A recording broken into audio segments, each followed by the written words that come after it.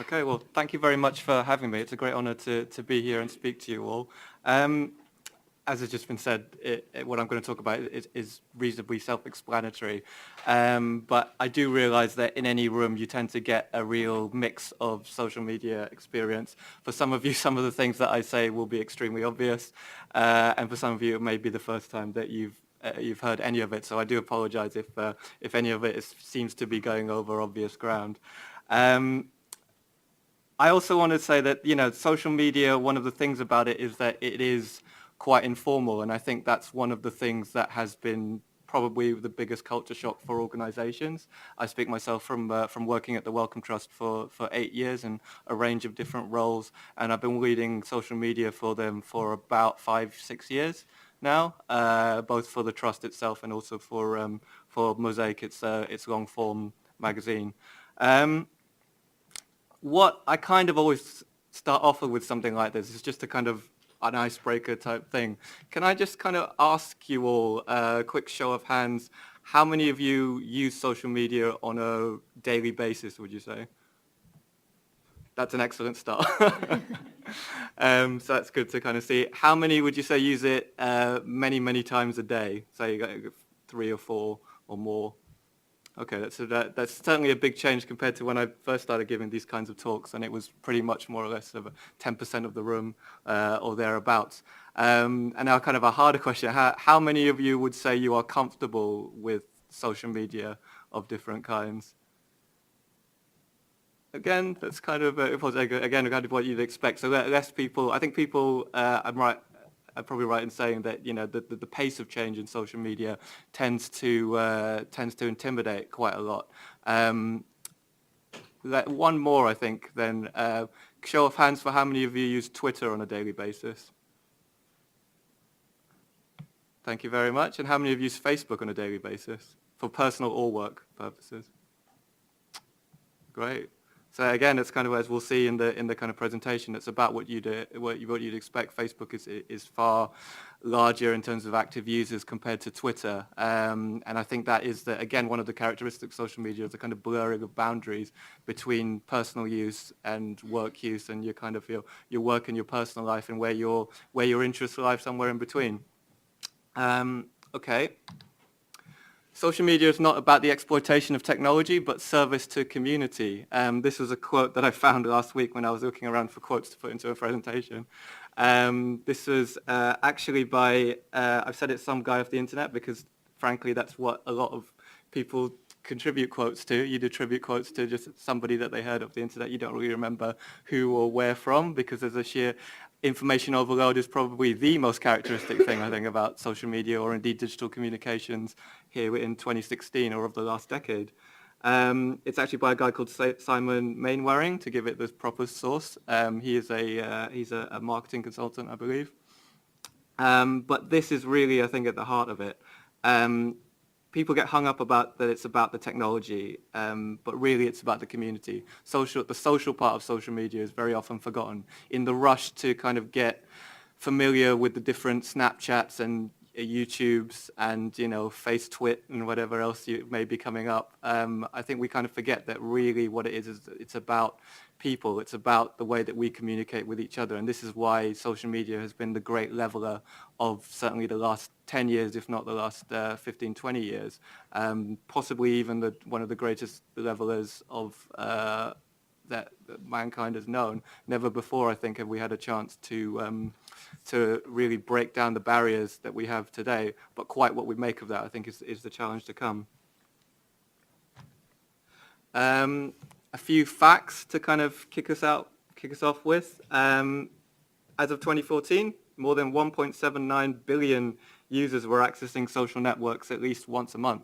That was obviously 2 years ago, so I expect it's quite close to 2 billion, if not over that, by now. On average, global internet users owned 5.5 social media accounts and use 2.8 social media accounts actively. That means that actually not just signing up for an account and then never using your LinkedIn profile, but actually people using it, as we've just seen, on a daily basis.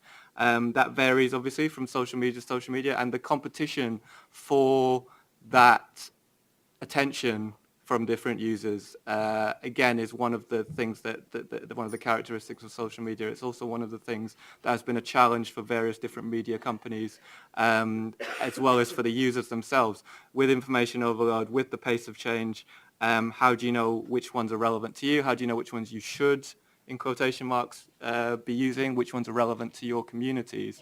And demographics, of course, come into play.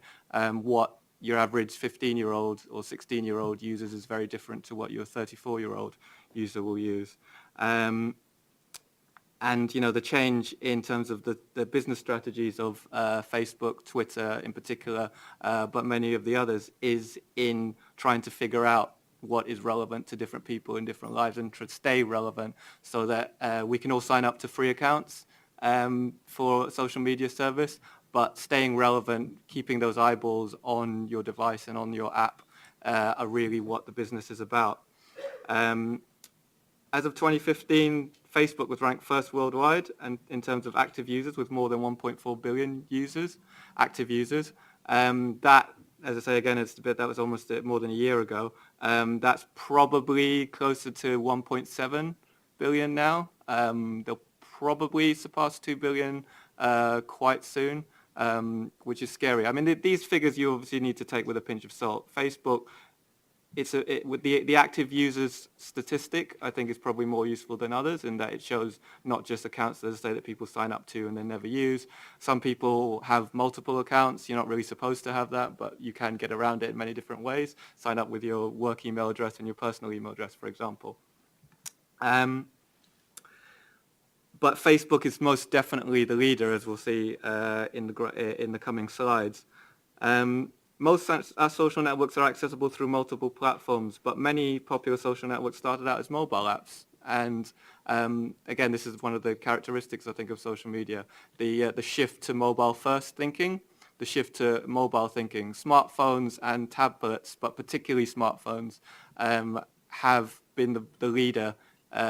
They've been behind the growth of social media.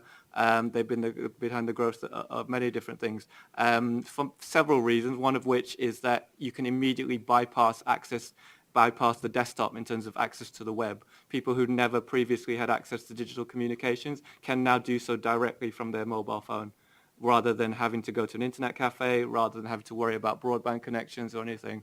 The growth of sort of mobile wireless services has helped this, and through that, they can access now through very simple interfaces.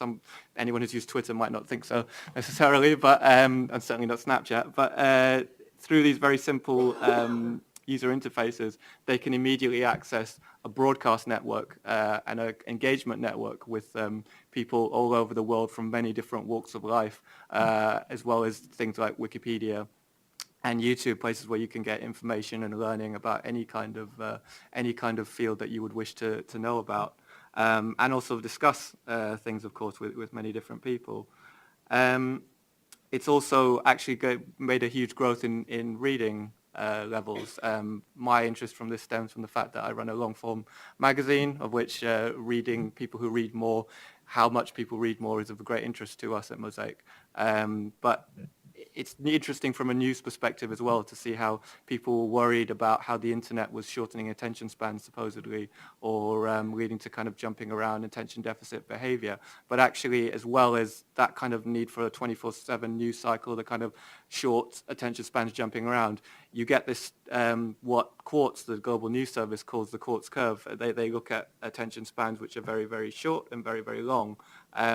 You get huge growth in people who are after very, very short articles, who have very, very short attention spans. But at the same time, you have a huge amount of growth at the opposite end of the scale, the very, very long articles, the people who want to read lots more. And the kind of statistics show that actually reading has gone through the roof in terms of reading time on the web, as opposed to kind of spending less time. So people read more than ever before.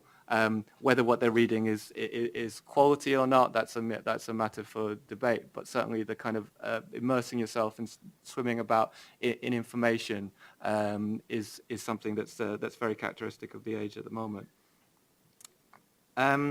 Social networking does not only enable users to connect with other people, but also with brands and celebrities, as I'm sure you're all aware. Not just brands and celebrities, but of course politicians as well, or people like yourselves who take part in policy. I think this, as I say, is probably supposed to be my favorite point about social media. I think I, from a personal perspective, would say I probably owe my entire career to kind of social media.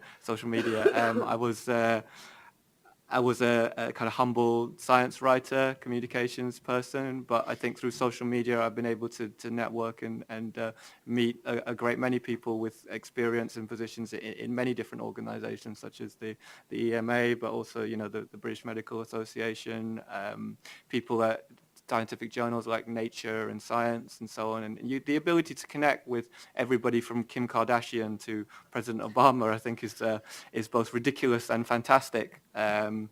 This means that we've ended up with this kind of cacophony of noise, some might say, between brands and organizations trying to get their messages out there and trying to jump on and leap on and connect with users. But also it means that, you know, a 12-year-old boy in Kenya, say, can connect as well with a group of users in Japan as much as anyone else. So the potential of that is extremely powerful, and the ability then to inspire and to inform, I think, is great. Social media has become a growing source of news for internet users in many countries. Again, this is an obvious point. I think it was made in the opening remarks too. This has posed an extremely challenging, challenge more than it, well, to reuse the word, for media companies in the present age. And not only are budgets being squeezed because of the economy, and not only are journalists struggling to cope with the sheer demands on their time and the less people there are to do it because of budgets being slashed, they're also being asked to do lots of different things, not just write and report about their beat as they used to, but stay atop of everything else that's going on, stay atop of what everybody else is saying on social media, stay on top of what is relevant to their readers by listening into social media and interacting with them so that the readers feel closer to the brand, whilst at the same time producing video and audio and Snapchats and Instagrams and everything like that. The need to be both a video, audio, and written journalist, as well as I say, staying on top of the information flow, is a real challenge for journalists everywhere. And the way to keep eyeballs on it when readers and viewers are really migrating in flocks away from traditional broadcast media or printed media to getting their information from YouTube, or their friends on Facebook or anywhere else, and the impact that things like Twitter and particularly Facebook have had on news sources in terms of relying on traffic, whether they like it or not, is extremely both worrying and an opportunity. So this is not something that's clear at all, despite this going on for more than a decade. It's not something probably that's going to be clear for a decade or more. So this remains to be seen how the information flow over the last few years continues. How we work out business models for maintaining these traditional media networks, and the way that fits with the rise in peer-to-peer communication, which is what social media really is. I've got a few then graphs for you, because everybody loves a graph, right? About different aspects of social media, just to kind of, as I say, give a real grounding for the discussions we're going to have today. This is a graph from The Independent, with information from Statistica. My main point to bring this out was actually the title, why do people use social media? But it also usefully gives a point about the difference between young demographics and slightly older demographics. Although we think of social media a lot, particularly from an organization perspective, as a broadcast tool, as a way to kind of get our information out there in a kind of one-way perspective, we should never forget that social media is, as I say, peer-to-peer. It's the social element of it. It's the engagement. It's the being able to discuss with different people and exchange perspectives. That's the main power of it. As you can see here from the bottom part, most people use social media to find out what their friends are doing, to send messages directly to their friends, to keep in touch with relatives, to post photos or videos, and to see what their friends are watching and listening to. I do realize that many of this, ironically, is still one person broadcasting out to their own networks. But at the same time, the kind of watching and being interested to see what other people are doing, whether they're celebrities or whether they are just their own friends or their parents, I think is again that this is what people want. They want to feel connected to the world by both listening and broadcasting out. And as you can see from the kind of circles above, it's interesting the kind of how much that holds its similarity for both demographics. I mean, the actual percentages here are not that dissimilar. There is obviously a 10% difference in some things. Certainly the older demographics seem to prefer some uses over the others, but I think that comes from being more used to it. The younger demographics tend to be more digitally native. They are born into it, so they are therefore have less inhibitions about sharing. I think that's one of the big things. This is not a one-size-fits-all type thing. Obviously, people come in different shapes and sizes. Some people are more at ease sharing or listening in, some would say stalking maybe, of different celebrities and friends and people than others. But generally, as would be obvious, younger demographics tend to be more comfortable with sharing than others.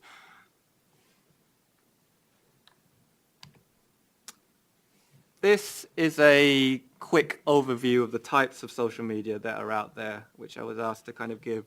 It is extremely diverse and confusing. There's a few things to kind of unpack here. Let's start with the kind of the left-hand side of what I've termed the old boys, or the kind of, they're certainly the dominant ones in terms of people's awareness of social media. But as we'll see in a later graph, in terms of actual users, this actually changes quite a lot. There is no doubt that Facebook is the number one player in every sense of the word, whether it's in the advertising aspect or the actual users aspect. And a thing I wanted to point out was as we'll kind of see, out of all these different groups, Facebook actually has strategically acquired different other social networks as a way to keep their hands in every single possible evolution of social media. They own WhatsApp, which is a messenger, as well as their own Facebook Messenger, which has a huge reach. They own Instagram, which is the part of the new picture messaging quick side of social media. And they, of course, you can of course discuss things on Facebook groups within Facebook itself, as well as them controlling in so many ways what the flow of traffic to news organizations such as the Daily Mail, the Guardian, and many others through the referrals that come through Facebook itself. So Facebook really is the powerful, dominant player that we are in social media in the world today. Twitter, as we see from the hashtag, we use a lot. We talk about a lot, particularly in business and in journalism, indeed, and communications and everything else. But what I really want to emphasize here is that Twitter has two problems. One, its actual user base, even in not counting active users, just total users, is tiny, really, certainly compared to Facebook and also compared to many others. I mean, if you think that Facebook is probably at 1.7 billion active users now, Twitter, you're looking at more like 30 or 33 million. So the difference in that is really massive.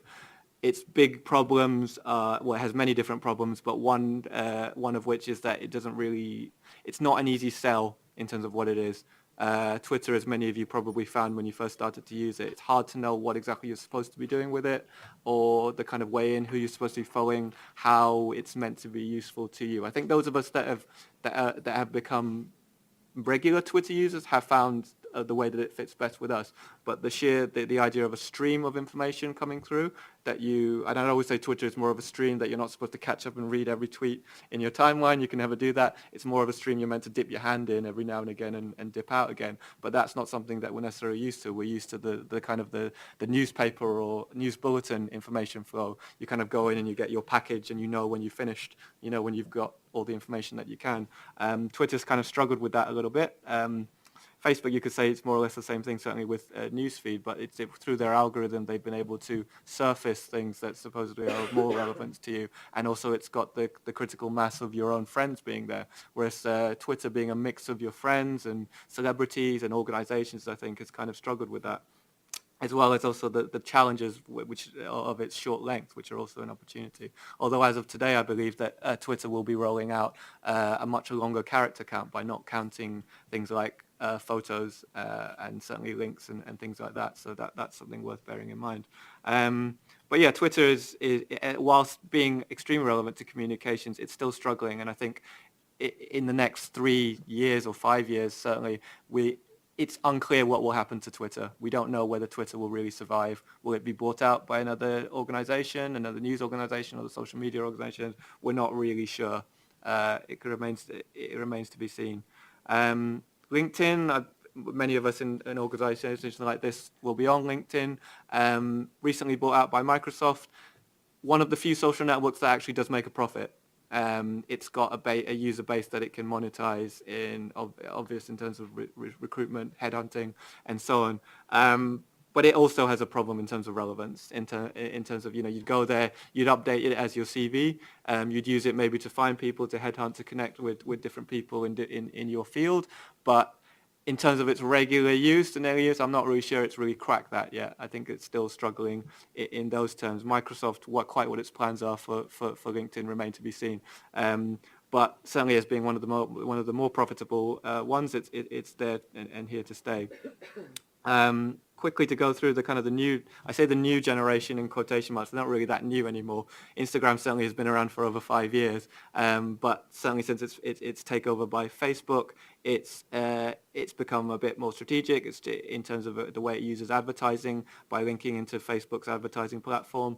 It's also branched out most recently into Snapchat style stories. So it's starting to take part of that ephemeral type of social media into itself. It's obviously very picture-led, and I think its simplicity is possibly its biggest strength. The fact that Facebook has been very canny and to not try to meddle with it as much as Facebook meddles with itself. But its proposition is still very simple in terms of you're there, you look at pictures, you can like them, you can comment on them. That's about it. And in terms of that, and being also useful and easy to use and useful for brands to kind of use, I think that it gives it a very compelling marketing and advertising aspect, whilst also being something that users genuinely like. It's easy to follow people. They can see their friends and their celebrities and so on. Some things are changing. They've recently, in the last year, introduced an algorithm like Facebook, so it's not quite as simple to see whether things are happening chronologically or not. But I think Instagram is what's still one of the fastest growing and larger social networks that we have today. The other ones, I say, are still quite kind of small. Snapchat is finding its feet. It's a confusing one if you don't know what Snapchat is. It's built around basically ephemeral social media. You take what are called snaps. You can apply emoji and stickers and funny writing and everything that you'd want in there, but the messages vanish after 24 hours. Some things are changing with it. Its interface is, when you first come into it, extremely confusing, but it's extremely popular with younger demographics. And as I say, Instagram, this is something that is very attractive to a lot of different people. Although research has also shown that actually a lot of people that are on Snapchat actually tend to be white males more now than the actual younger demographics that was previously thought. No doubt because everybody's thinking that this is the way to reach younger people, so we're all jumping on it in order to try and figure out what it is that younger people are interested in. There's a group of here, I put in Qzone, Baidu, and Sino Weibo to show that, certainly in China and other countries, there are massive social networks where the big social networks like Facebook are more blocked. They have their own versions. They're basically, versions of Twitter and Facebook, more or less, and messaging, but with it for the Chinese network within the China firewall. And below, there in the middle, Pinterest, Vine and Periscope. Vine and Periscope are both owned by Twitter. They're a way of, again, doing these kind of ephemeral, kind of 6-second GIF type things. Periscope is a live broadcasting tool, very powerful, but was somewhat been trumped now the fact that Facebook has launched Facebook Live, which does pretty much the same thing and has the critical user base. One of the things that I'll come on to more in a second is the messengers. Actually, social media, the big evolution in where it's going is actually away from your Facebook and Twitter type things into more personal messaging. People are much more interested in real peer-to-peer and particularly private encrypted messaging to each other.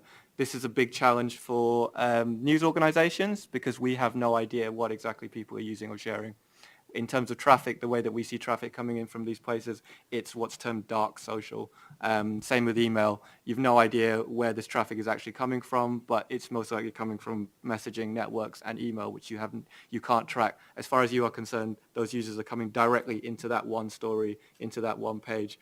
We've no idea which one it's coming from. All we can go on is the numbers that the messenger companies actually release. But these are huge, as I'm sure many of you are aware. I'm sure many of you do use WhatsApp and Facebook Messenger, both of which are owned by Facebook and attempt to kind of own that space. Line is extremely popular in Asia. I certainly use it to communicate with my wife more than any other instant messaging app. Viber is big in Europe. I was saying the Line is big in some other countries as well, like Spain. And QQ and WeChat are Chinese versions of these networks, basically. And I wanted to kind of put at the bottom, I don't want people to forget that mainstream media has a very large range of social functions. People forget comments; they're very 90s comments in blogs and under websites, and there's still a debate about whether they're worthwhile or not. Is it just below the line trolls? It pretty much is, but whether the debate sometimes that you can get on things and the ability to engage and for people to feel they can have their say is still quite powerful, and it still goes on, as you see that from the hundreds and thousands of comments that you get under places like The Guardian and Mail Online. There's a huge challenge in moderation of that, and of course a lot of that conversation has migrated onto Facebook and Twitter, but there's still a lot kind of going on there, and that's worth bearing in mind that is still a part of social media as is. And lots of places now that's crossing over. People are trying to use Facebook very much as their commenting tool. Facebook comments then appear underneath the article itself, which are brought in directly from the Facebook post about that article. And I've called it at the bottom right niches, but they're really forums more than anything else, or aggregators. Places like Reddit and Hacker News and Tumblr, where people share links, and certainly Reddit and Hacker News and things like that are kind of around people sharing links and upvoting them to say what's interesting and what's not interesting, as well as commenting underneath it. Reddit calls itself the front page of the internet. It's still probably one of the most important sources of traffic and referrals for any news publisher. It's probably still one of the main places that people look for to get a kind of a temperature of what people out in the world are thinking. As with all of these things, you have to kind of take it with a pinch of salt because every social network has a different demographic. Reddit certainly does skew very much towards the kind of the white male demographic. It can be quite misogynistic in some subreddits, but nevertheless, the sheer number of users that it has is extremely powerful. So Reddit's always worth bearing in mind. There are more specialist forums, as I'm sure certainly this organisation is aware of. Mumsnet, Patients Like Me is one that I would certainly recommend anyone in the EMA if you're not already familiar with.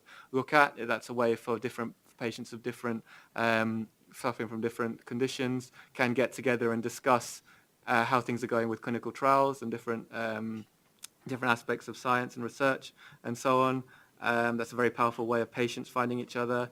Hacker News is more it's used by tech nerds, but again, it's like Reddit. It's a way of upvoting, very powerful source of traffic and information. And as I say, Facebook groups, Facebook has for a long time allowed people to just produce groups and pages where they can get together in their own self-organize into their own into their own networks and have discussions themselves. And there are hundreds of thousands, if not millions, of these groups kind of out there. So that's quite a powerful tool, whilst at the same time taking advantage of the fact that almost everybody has a Facebook account nowadays. Google Plus, I'm sure many of you may have heard of. It was Google's attempt to be more Facebook-like. It's pretty much failed. They've tried to relaunch it as basically a Reddit type thing, but I'm pretty sure Google Plus will probably die at some point in the next couple of years. But that's just to kind of mention that. Quickly then, these are the leading social networks ranked by number of active users as of this month.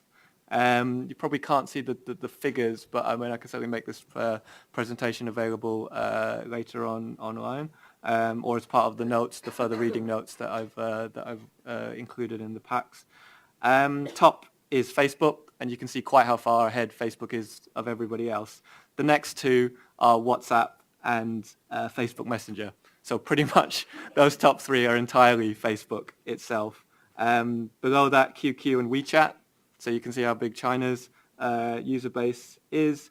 Tumblr comes in there in the middle, I think the kind of sixth one down. And then just to kind of below that is Instagram, and below that is Twitter. So as you can see, kind of Twitter is really a very small proportion of the number of people that actually use social media day to day. And then below that, for anyone who's interested in Pinterest and the likes of it, that comes very, very low down. At the very bottom, you get things like Telegram, which are new messenger services which have different types of encryption and so on. And these are the things that I say that users are becoming quite interested in. They can form their own groups and talk within their own friendship groups, share links and talk amongst themselves. But that you switch towards messaging, as I say, again, characteristic here to kind of see the way that messaging groups kind of dominate this graph here.